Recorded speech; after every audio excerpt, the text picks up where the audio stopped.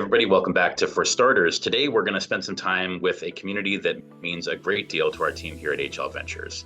I want to start with a reflection that we just came out of February, Black History Month, and we're entering March, Women's History Month. Both communities that are a great moment to HL Ventures, given our thesis around companies at the nexus of growth, impact, and diversity.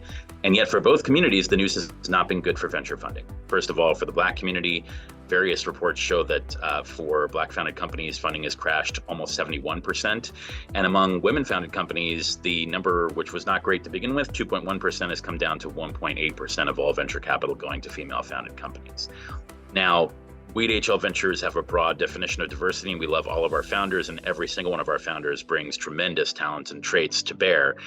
But given the fact that we're in Women's History Month, let's focus in on this pretty extraordinary community and think a little bit about why it means so much to us here at HL Ventures and, frankly, to the innovation sector nationwide and worldwide.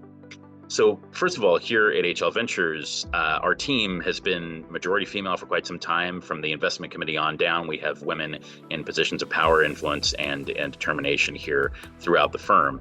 And so making sure that we were backing female founders as part of our diversity thesis has been a very, very important part of our history from the beginning, 16 years now. And we've learned quite a bit about this really extraordinary community. One of the things I want to focus most on is the expectations that are placed upon female founders.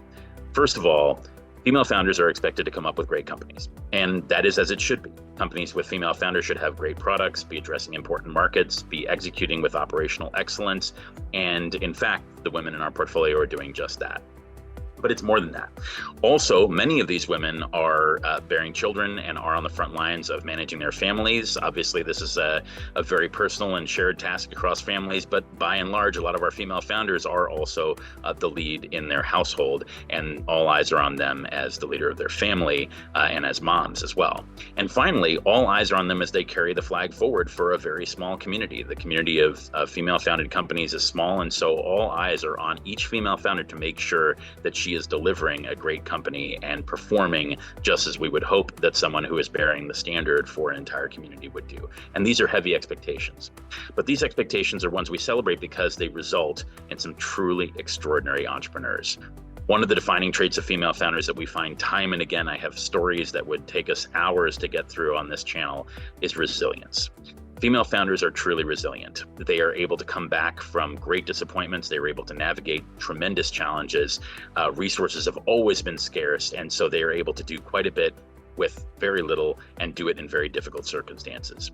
They are also able to see solutions very clearly. Now, some of the companies that are in our portfolio that are female founded are companies that one might imagine should be founded by women. For example, Andy Swim in the swimwear space, largely selling to women, or On Flow, which is in the democratization and availability of female menstrual products. But many other companies are in more general spaces like Lollyware in material science, and Sealed in the energy space, and Sourcero in healthcare for AI. But in all of these areas, women are an incredibly important part of the market, are oftentimes making energy and healthcare decisions for their families. In fact, as we know, the wealth transfer going on with the baby boomers is putting, for one of the first times in history, the vast bulk of purchasing power in the hands of women who are leading their families' finances as well, and are the primary buyers for many of their families' goods. So of course, it would make sense that women would have a view into solutions in those economic sectors. And so it's really important to note that women have a great view to the solutions and the companies they're trying to build.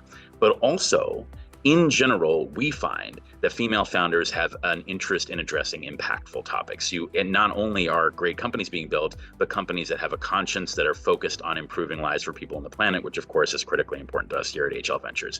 And finally, and last but very much not least, female founders outperform.